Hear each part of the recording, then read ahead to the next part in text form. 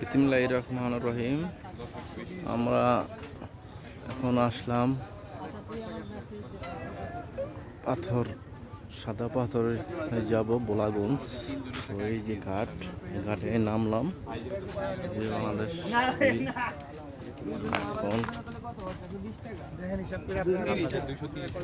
ছোট ছোট লঞ্চ এগুলা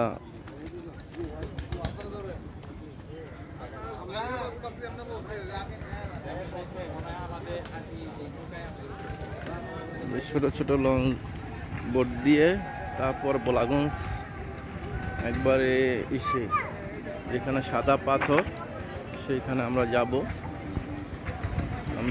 সেখানে